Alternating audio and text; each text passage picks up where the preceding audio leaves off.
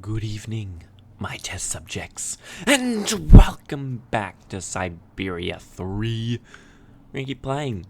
Last episode we escaped from that upper asylum floor, but now we're like in the lower area, I guess. So, let's see what's going on. Look at these paintings, I like them. Pretty cool. Okay. Let's walk around. Show what's down here, I guess. Dr. Efimova. Okay.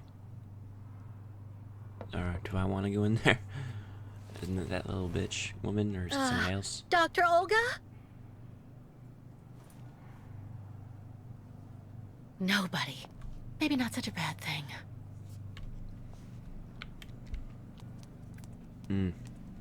Is it? Well, that's pretty cool. The funicular is out of service until further notice. Really? Why not have a seat for a bit in the waiting room? It's just near the offices, right behind reception. Whatever.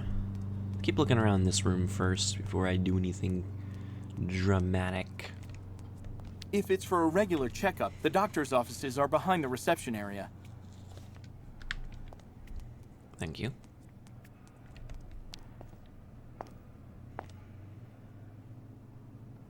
Excuse me.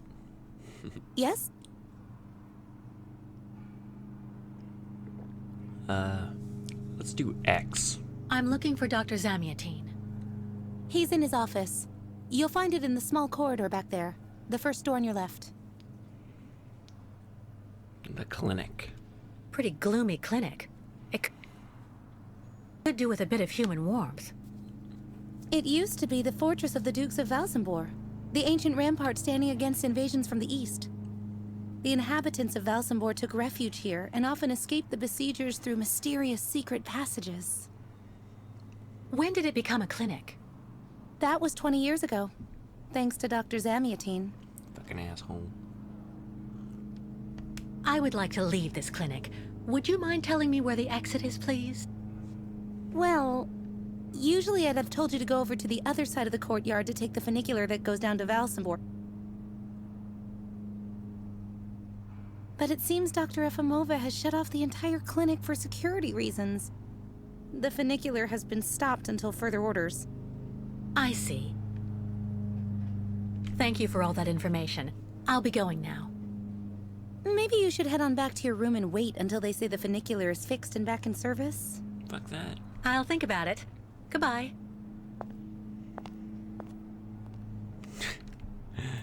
Okay, well, I guess there's no escape, but she did mention a shitload of secret passages, so yeah. It's the first door on my left. It's now open now.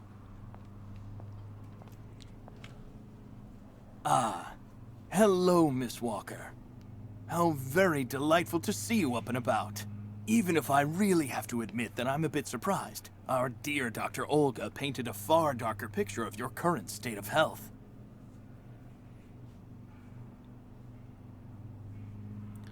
Come on, don't be so shy, miss. This is You her can talk. plan. Dr. Efimova and Dr. Mangling want everyone to believe that I'm crazy, so they can justify keeping me here against my will. Olga did indeed speak to me about your unfortunate penchant for paranoia. Be careful not to let such perilous perturbations flourish in your mind, Miss Walker. They may be the source of many of your difficulties. For you, and for those around you. Sadly, I assure you that my accusations are well-founded, Dr. Zamiatine. I'm of perfectly sound mind. Listen to me, Miss Walker. I know that waking up after a prolonged period in a coma is difficult. In such a context, anxiety attacks are very normal. But please, do not project it onto Dr. Olga. I'm not getting any younger, you know, and running this clinic is a very heavy burden. The last few years, Olga has shown she is capable of assisting me. I have every faith in her. I'm not having an anxiety attack, Doctor. When I asked Olga to let me leave, she drugged me. I know. Olga has informed me of the incident.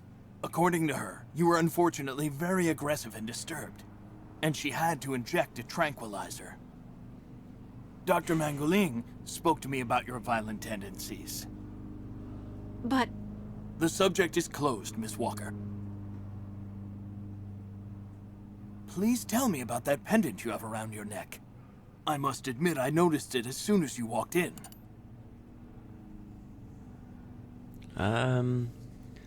There was once... Miss Walker, is everything all right?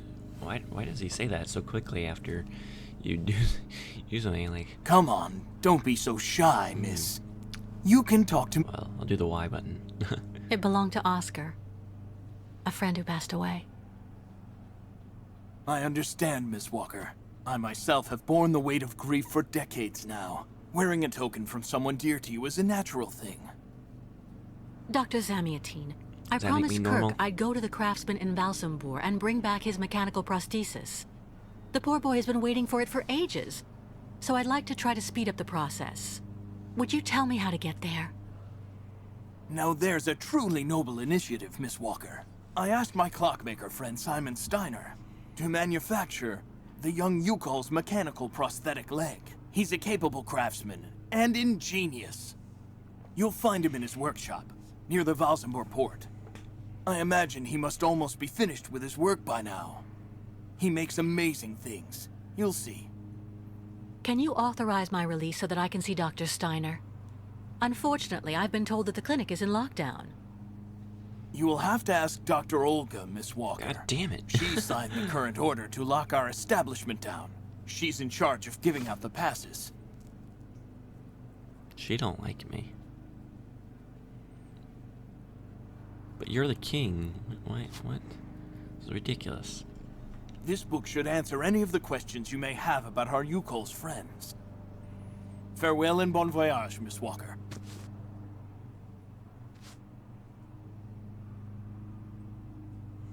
Racism. I wonder what that's gonna say. I get the impression that the Yukols aren't much liked around here. Oh, that Indeed. was great. It would seem that most of the inhabitants of Valsambor are now quite hostile towards them. This wasn't the case a while back, you know. When I was young, the migration of the snow ostriches was an event widely welcomed with open arms in Valsambor. Why the change in attitude? Our region was actually somewhat devastated 20 years ago. Dramatic events changed the way people viewed the world. The people turned inward on themselves. They are less welcoming. And the fact that the Yukols have been stuck here, next to Lake Valsambor for several weeks, hasn't helped.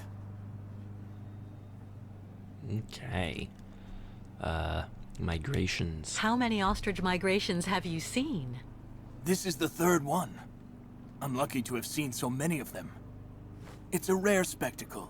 Believe me, the great herd of ostriches accompanied by the Yukols, doomed to blindly follow their animals wherever they happen to roam. And they don't care about countries, wars, and borders. You seem to like the Yukols, Dr. Zamiatine. They are a fascinating people, you know, and such astonishing medicine infused with shamanism. Without which, no doubt you would have never arrived in this clinic alive, Miss Walker. The Yukols. Why did the Yukols ask you to heal Kirk? On each of their migrations, the Yukol shamans and I have exchanged medical knowledge. Their trance therapy and materia medica have provided astounding results for my patients affected by psychological afflictions. In exchange, I do what I can to take care of those injured that they can't heal using their traditional medicine. Like, that poor boy who lost his leg. It's really necessary for me to ask Olga's permission to leave? You're the director of this clinic, after all. Olga is my right-hand woman. I can't keep her uninvolved in current matters, Miss Walker. She is also currently your doctor. You should really talk with her about it. She isn't as evil as you seem to believe. You'll find her in her office, most probably. We'll find out.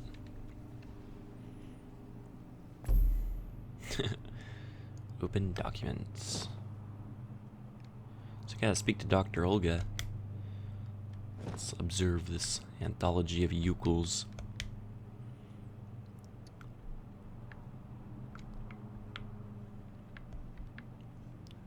Okay, how do I actually read it? Left stick. Oh, there we go. Chapter 17. Extracts from the Yukul culture across the ages. Look at that picture. Mammoth butchered by Yukuls, according to Yukul tale recorded in Borneslaw Moz. How the hell is she able to translate that? Oh, wait, what happened? I skipped a page, kinda. Is there more? Wait, there has to be more, seriously. Left stick. Oh, it's opposite. That's so weird. Okay, whatever. Preface. Yukuls, a name that systematically makes my usually torpid students goggle. Never before had they caught wind of the existence of this fascinating people. A people strong, fiercely independent and kind. So why does the gentle fragrance of mystery float around this 1,000-year-old culture, and how to pierce the veil? It's a pretty decent band, too. Pierce the veil. The work you hold in your hands is the ultimate reference on the subject. I can attest without hesitation that reading it led directly to my study, which lasted years. Of this culture, as part of the same research the author and I conducted, paleontology. Yet what greater compliment for my academic work and have incited in colleague the desire to explore a new field of research and have transmitted this new and long-lasting passion to successive generations of students. The origins of the Yukul tribe. Members of the Yukul tribe. Illustration produced by the accounts of Borneslaw Moz. Precisely dating the emergence of the Yukul tribe is an arduous, if not impossible, task. The correlation of two factors is behind our general ignorance of this tribe. The first is the Yukul's nomadic way of life, or more specifically semi-nomadic, but we shall return to this point later.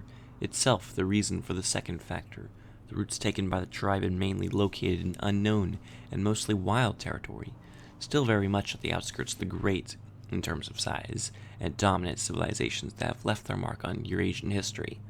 These two factors have thus enabled the Yukuls to elude all attempts of ethnic and religious purification, remaining outside the main conflicts that have shaken the continent.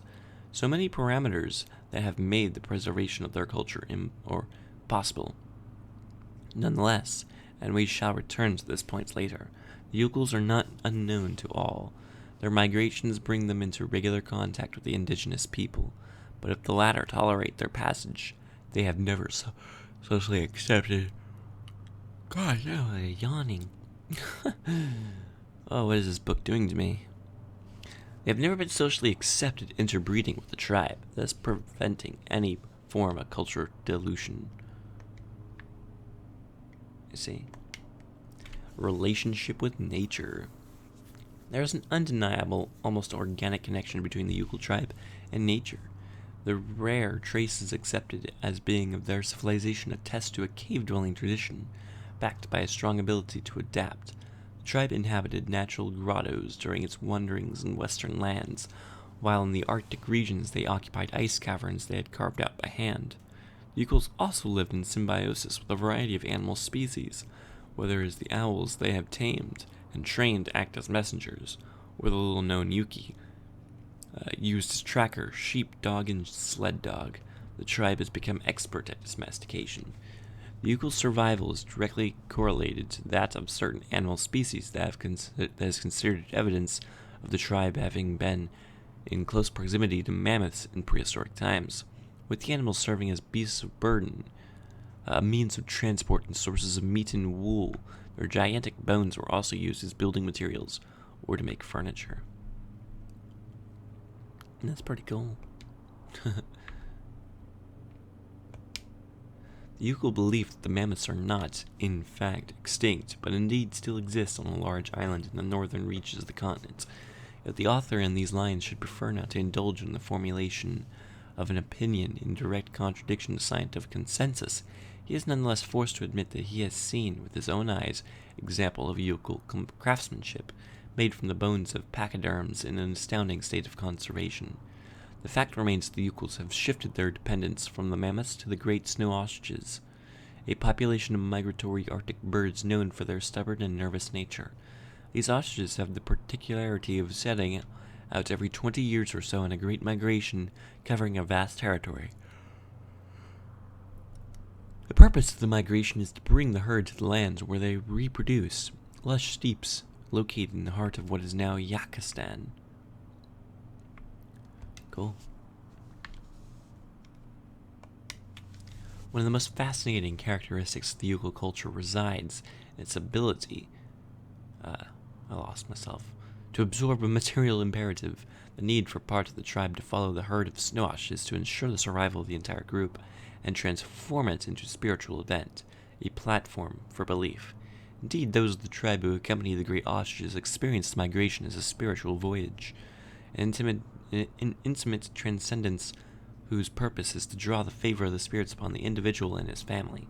The route of the migration is thus scattered with sacred stages, rites, and spiritual codes the caravan shamans ensure are scrupulously respected. They are both soothsayers. They interpret the signals left by the spirits and advisors to the leader of the migration. The spiritual guide seen as superior and somehow chosen by the spirits to guide the caravan to the legendary sacred lands where the ostriches will reproduce. Boy, it doesn't look like there's any more pages. Cool. I don't know why, but I was hoping it would end sometime soon. Alright, what's up with this? Medical studies, alternative medicine manuals, great literature. Super collection. Is that sarcastic? I bet it was. Alright, doesn't look like I can see anything else here. Let's go see if Olga's study is open now. Kind of is, it's like creaked open. The American is awake. You must hurry, Colonel. How is she doing? Miss Walker is rather restless. I had to administer a tranquilizer, but I'm afraid I won't be able to keep her here for very long, Colonel. She is very quickly going to become a problem. Kate Walker will always represent a problem for us, and also for our cause, Dr. Olga Efimova. I can use methods that are more... how should I put it? Medical. No, not for the moment. That isn't a very good idea. I want her back in good condition. And what about the tribe of nomads? Just like the past 2 years, Lake Valsambor hasn't frozen over, so the herd can't cross the ice. They're stuck here. And also, their young guide is still in our... If everything goes as planned, soon the Yukals will have no choice but to go back home. Especially as I have a plan to speed things up. Fine. Damn, so evil. There's also the American detective, Colonel. He should be arriving soon. Let him meet with Miss Walker if that's what he wants to do. No point alarming him just yet. But when all is said and done, we're the ones who are handling the young woman's case. No American is going to come here and tell us what to do. It's a pretty shitty computer she's using.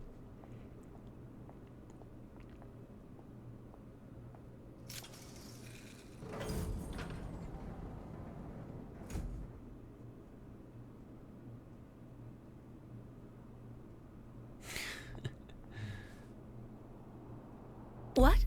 Where did she go? She went to a secret door, didn't she? Find Dr. Olga. Alright, let's see if I can pull that shit off. Not going a very good way. I'm gonna look over here first.